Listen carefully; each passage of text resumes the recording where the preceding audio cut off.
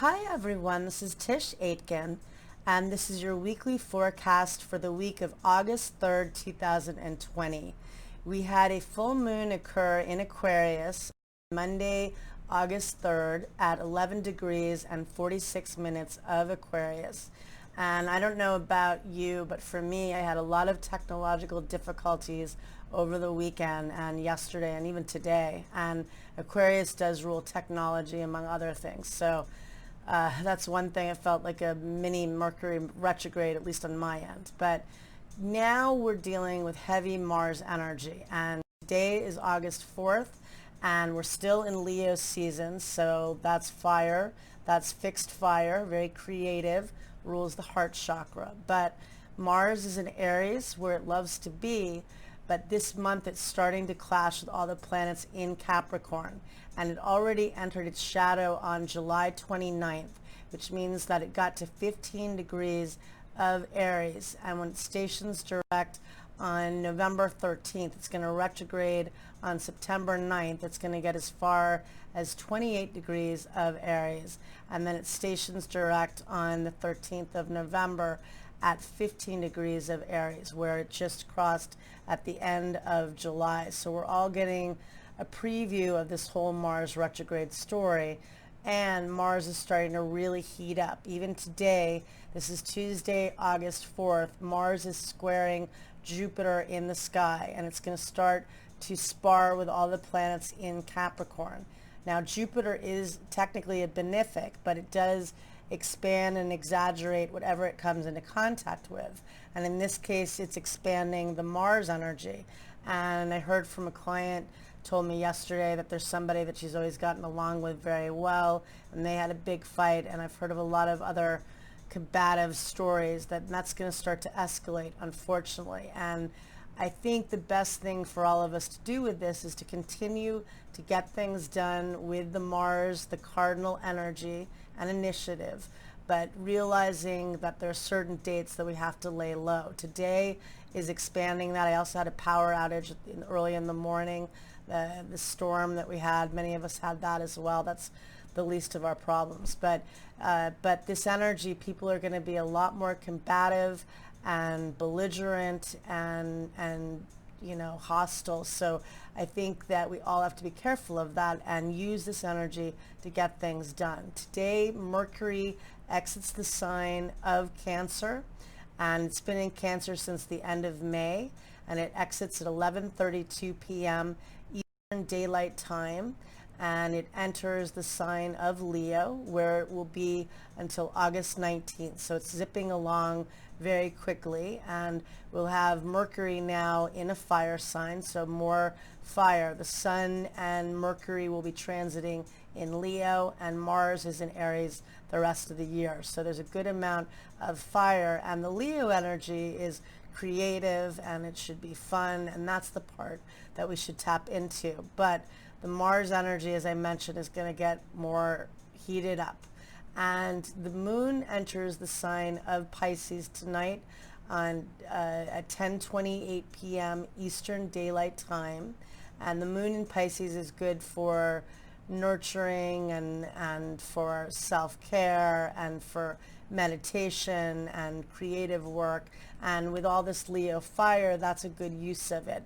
But the moon is going to enter Aries on Friday at 9:05 a.m. Eastern Daylight Time, and it's going to again meet up with, it's going to set off kind of like Mars and Aries is doing this month. Mars is clashing with Jupiter today, and then on the 11th of August, Mars is going to reach 22 degrees of Aries, and it sets off the Saturn-Pluto conjunction from January 12th that changed the decade and changed the year. And so we know that around the middle of August that it's going to get very heated up because Mars sets off that conjunction, and then 2 days later on the 13th of August, Mars clashes with Pluto in the sky, and that's very belligerent energy, very warlike energy. So laying low and knowing that people will be on the warpath, unfortunately. But the more we're aware of it, the more we can work with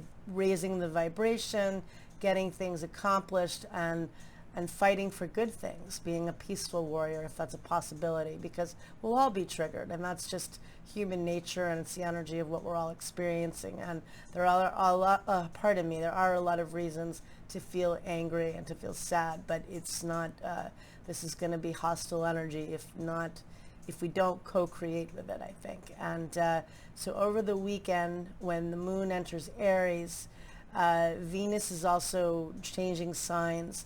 On the 7th of August, on Friday, it's going to enter the sign of Cancer, and it will be there until September 6th. And that's nice, nurturing placement of Venus, very loving and very family-oriented and home-oriented. So that's helpful in the mix of this, but it's more cardinal energy because Cancer is a cardinal water sign. So eventually Venus is also going to set off all the planets in Capricorn by opposition. It will oppose Jupiter and Pluto and Saturn. So that also is going to take place. So more of this cardinal energy and more speaking back to what occurred at the beginning of the year when we had all of that historical lineup, those planets in Capricorn.